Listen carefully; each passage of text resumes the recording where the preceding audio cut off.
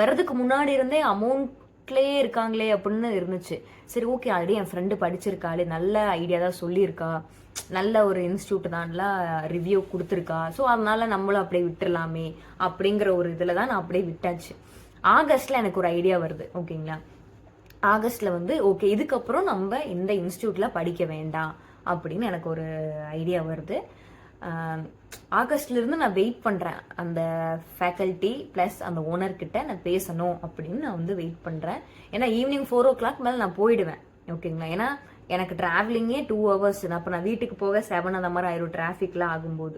அங்கேருந்து நான் 4 or 5 o'clock நான் கிளம்பும் போது தான் எனக்கு பஸ் கிடைக்கும். பஸ்ல இருந்து நான் ஏறி டிராஃபிக்லாம் தாண்டி அந்த மாதிரி எனக்கு அந்த ப்ராப்ளமும் இருந்துச்சு. அதனால எப்பவுமே நான் 4 o'clock இல்லை 5 o'clock அந்த மாதிரி கிளம்பிடுவேன் இன்ஸ்டியூட்ல இருந்து ஈவினிங். நான் அப்படி வெயிட் பண்றேன். அவருக்கு வந்து வெளியே ஏதோ ஒர்க் இருக்கு அப்படின்னு சொல்லிட்டு அந்த 1 monthமே ப்ராப்பரா அவர் வந்துட்டு இன்ஸ்டியூட்டுக்கு வரல. செப்டம்பர் மந்த் வந்தாங்க. வர்றது உடனே போயிடுவாங்க. வர்றது ஒரு 1 hour ஸ்பெண்ட் பண்ணுவாங்க. பிளஸ் அவருக்கு பேச போனோம் அப்படின்னா எனக்கு கொஞ்சம் ஒர்க் இருக்கு அப்படின்றவாங்க. அப்படியே டேஸ் போயிடுச்சு. செப்டம்பர் மந்த் வருது. செப்டம்பர் மந்த்ல வந்து அவர்கிட்ட பேசுறதுக்கு நான் வெயிட் பண்றேன். ஓகேங்களா, அப்புறம் ஒன் டே வந்துட்டு சார் உங்ககிட்ட பர்சனலாக பேசணும் அப்படின்னு சொல்லிட்டு நான் பேசுகிறேன். இந்த மாதிரி எனக்கு கிளாஸஸ் எதுவுமே போகலை அப்படின்னு சொல்லும்போது, ஓகேம்மா இதுக்கப்புறம் உங்களுக்கு கிளாஸ் நிறைய பேசணும், அப்புறம் இதுக்கப்புறம் ஒரு 3 months உங்களுக்கு நான் எல்லாத்தையுமே எடுத்து கொடுத்துட்றேன் அப்படின்னாங்க. எடுத்து கொடுக்குறேன் அப்படின்னு சொன்னார். ஏன்னா இதுக்கப்புறம் 3 monthsல எனக்கு எதுக்கு, நான் ஜாயின் பண்ணும்போது எடுத்து கொடுத்தீங்கன்னா ஓகே. இப்போ நான் செல்ஃப் லேர்னாக யூடியூப் பார்த்து நிறைய கற்றுக்கிட்டு இருந்திருக்கேன். ஸோ இதுக்கப்புறம் எனக்கு கிளாஸஸ் எல்லாமே எனக்கு வேண்டாம், எனக்கு ரீஃபண்ட் கொடுத்துருங்க அப்படின்னு நான் கேட்டேன். ஓகேங்களா, நான் ரீஃபண்ட் கேட்கறதுக்கு இதுதான்.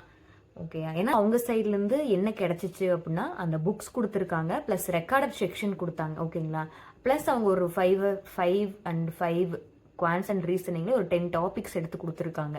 இவ்வளோதான் எனக்கு போச்சு. இதுவுமே லைக் எப்படின்னா பேசிக்ஸ் மட்டும்தான், இன்டெப்தாலாம் எனக்கு எதுவுமே கிளாஸஸ் கொண்டு போகலை.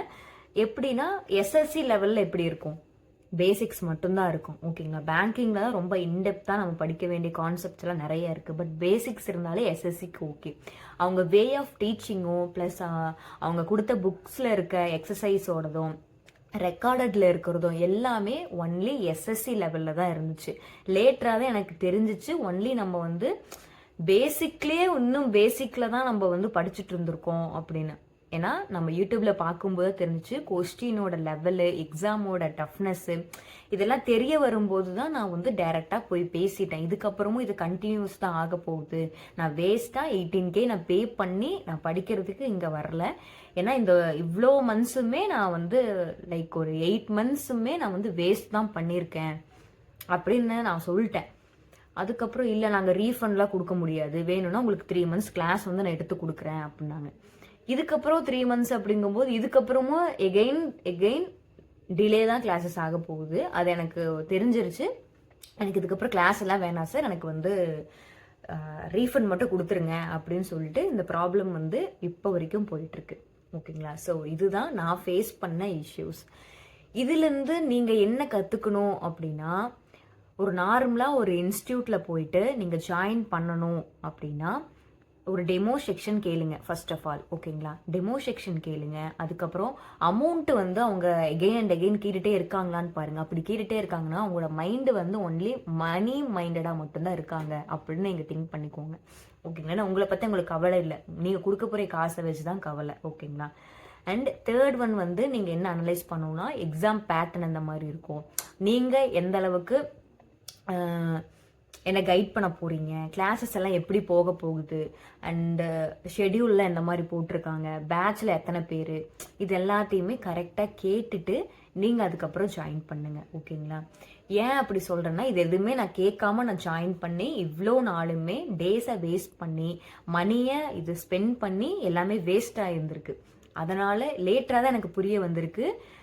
எனக்கு இதுல என்ன தெரியுமா ஒரு ரொம்பவும் சங்கட்டமா இருக்கிறது, எனக்கு ஒரு குறிப்பிட்ட டேஸ்க்கு அப்புறம் எனக்கு புரிஞ்சிருச்சு. ஓகேங்களா, இவங்க வந்து நம்மள ஏமாத்துறாங்க அப்படின்னு எனக்கு புரிஞ்சிருச்சு. அதுக்கப்புறம் நான் ரீஃபண்ட் கேட்டுட்டு நான் வெளியே வந்துட்டு இப்போ வரைக்கும் இன்ஸ்டியூட்ல நான் படிக்க போறது இல்லை. ஓகேங்களா, ஆனா எனக்கு முன்னாடி பேட்ச்ல இருந்து அவங்க இருக்காங்க இல்லைங்களா, ஸ்டூடெண்ட்ஸ் இருக்காங்கல்ல, அவங்க எல்லாருமே எப்படி இருக்காங்கன்னா அவர் சொல்றது எல்லாத்தையுமே நம்பிட்டு, ஏன்னா அவர் அப்படி மேனிப்புலேட் பண்ற பர்சன். ஓகேங்களா, அவங்க சொல்றது எல்லாத்தையுமே நம்பிட்டு அங்கேயே இருக்காங்க, புரியுது. ஆனால் அவங்களுமே யூடியூப்ல தான் படிக்கிறாங்க.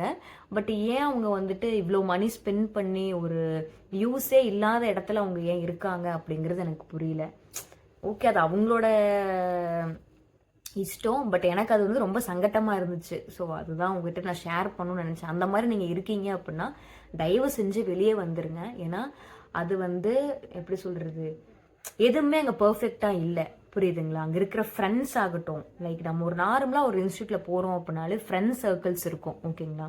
பட் ஃப்ரெண்ட்ஸ் சர்க்கிள்ஸ் அங்கே வந்து கிடச்சிருவாங்க, அதுதான் சொல்ல வரேன். பட் எனக்கு இந்த இன்ஸ்டியூட்டில் பார்த்தீங்க அப்படின்னா ஃப்ரெண்ட்ஸோ எதுவுமே எனக்கு செட் ஆகலை. ஏன்னா என் பேட்சில் யாருமே கிடையாது. எனக்கு முன்னாடி பேட்ச் தான். முன்னாடி பேட்சில் தான் அட்வைஸ் பண்ணுவாங்க, இது இந்த மாதிரி பண்ணுங்க, இல்லைன்னா ஐடியாஸ் கொடுப்பாங்க.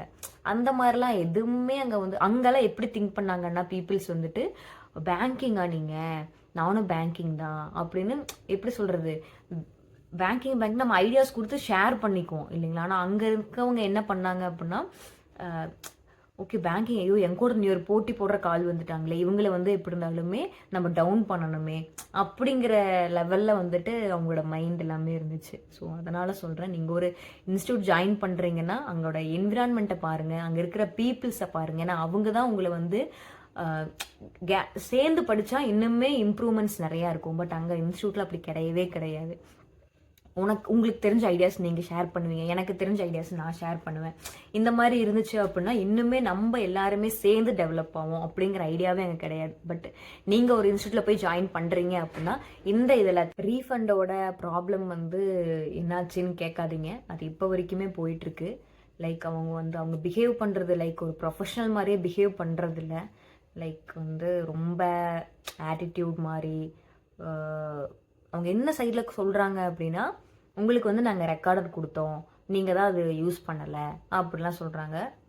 ரெக்கார்டர் கேட்டு நான் வரலைங்க. ரெக்கார்டுனா வீட்டில் இருந்தே நான் படிச்சிருப்பேன். இவ்வளோ ரிஸ்க் எடுத்து நான் 50 கிலோமீட்டர்ஸ் வந்து நான் போயிட்டு வந்து நான் படிக்கிறேன் அப்படின்னா அந்த இன்புட் நான் கொடுக்குறேன். பட் இன்ஸ்டியூட் சைடில் இருந்து எந்த ஒரு இன்புட்டுமே கிடைக்கல அப்படிங்கும்போது நான் மணி வந்துட்டு வேஸ்ட் பண்ண விரும்பலை. அதனால நான் ரீஃபண்ட் கேட்குறேன் அப்படின்னு.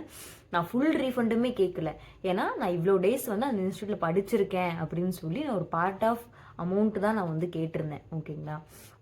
பட் அவங்க அதுக்குமே வந்துட்டு இல்லை நோ ரீஃபண்ட் தரேன்னு சொன்னாங்க. ரீஃபண்ட் அமௌண்ட் நான் தரேன் அப்படின்னாங்க. அதுக்கப்புறம் ஒரு 2-3 டேஸ் கழிச்சு நான் தரமாட்டேன் அப்படின்னாங்க. நீங்கள் பேரண்ட்ஸை கூட்டிகிட்டு வாங்க அப்படின்னாங்க. நான் பேரண்ட்ஸை கூட்டிகிட்டாங்க. போனதுக்கப்புறம் இல்லை நான் தரமாட்டேன், அப்போ தருவேன்னு சொல்கிறது ஒரு 2-3 டேஸ் கழிச்சு நான் தரமாட்டேன்.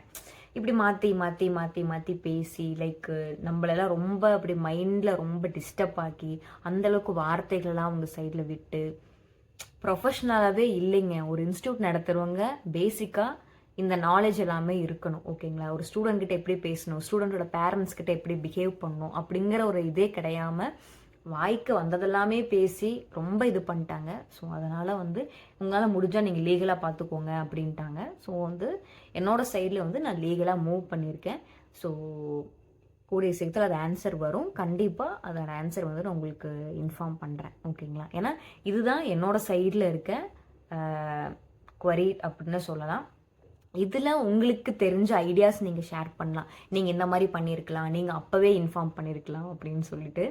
லேட்டராக தான் எனக்கு புரிய வந்துச்சு. நான் அப்போ கேட்கும்போது எல்லாமே ஃபுல்லாக என்னை பிரெயின் வாஷ் பண்ணி உங்களுக்கு கிளாஸ் இப்போ வந்துருமா அப்போ வந்துருமா அப்படி காலிலே விழுந்துருவாங்கன்னு சொல்லுவாங்க, அந்த மாதிரி பேசுவார். இப்போ வந்துருமா அப்போ வந்துருமா. நம்ம அந்த டைமில் ஓகே வந்துடும், okay sir okay sir okay sir அப்படியே போயிடுச்சு. ஸோ அதுதான் ஓகே காய்ஸ், இதுதான் உங்ககிட்ட சொல்லணும்னு நினச்சேன். இந்த இஷ்யூ தான் நான் ஃபேஸ் பண்ணேன் என்னோட இன்ஸ்டியூட்டில். ஸோ என்ன மாதிரி எத்தனை பேர் எவ்வளோ இன்ஸ்டியூட்டில் இந்த இஷ்யூவை ஃபேஸ் பண்ணியிருக்காங்கன்னு தெரியல. ஃபேஸ் பண்ணவங்க இந்த வீடியோ நீங்கள் பார்க்குறீங்க அப்படின்னா நீங்கள் அதுலேருந்து எப்படி வந்தீங்க, ப்ளஸ் ரீஃபண்ட் வந்து நீங்கள் எப்படி வாங்கினீங்க அப்படிங்கிற உங்களோட ஸ்டோரியை நீங்கள் கமெண்ட் பண்ணலாம். லீகலாக மூவ் பண்ணதுக்கப்புறம் என்னென்ன இதாகுது அப்படிங்கிற இது எல்லாத்தையுமே அப்கமிங் வீடியோஸில் உங்களுக்கு நான் ஷேர் பண்ணுறேன். ஓகே, நீங்கள் என்னோட இடத்துல இருந்திருந்தீங்க அப்படின்னா நீங்கள் என்ன பண்ணியிருப்பீங்க அப்படிங்கிறத நீங்கள் கமெண்ட் பண்ணுங்கள். ஏன் அப்படின்னா அங்கேயே உட்காந்து அந்த இன்ஸ்டியூட்லேயே படிச்சிருப்பீங்களா, இல்லை என்ன மாதிரி மூவ் ஆன் ஆகி இன்ஸ்டியூட்லேருந்து லெஃப்ட் ஆகிருப்பீங்களா அப்படின்னு உங்களுடைய கருத்துக்களை நீங்கள் கமெண்ட் செக்ஷனில் கமெண்ட் பண்ணலாம். ஓகே காய்ஸ், இதுதான் நான் ஃபேஸ் பண்ண இஷ்யூ. இதுதான் உங்ககிட்ட நான் ஷேர் பண்ணணும்னு நினச்சேன். ஒரு லைக் இதில் ஏதாவது உங்களுக்கு டவுட்ஸ் இருக்குது இல்லை ஏதாவது பாயிண்ட் இருக்குது அப்படின்னா தாராளமாக கமெண்ட் செக்ஷனில் கமெண்ட் பண்ணுங்கள். எல்லாத்துக்குமே கண்டிப்பாக நான் ரிப்ளை பண்ணுவேன். உங்ககிட்ட இருந்து ஐடியாஸை நானும் எடுத்துக்குவேன். ஸோ இதுதான் கைஸ், வீடியோ ரொம்ப லாங்காக போயிருக்குன்னு நினைக்கிறேன். So thank you guys. இதுதான்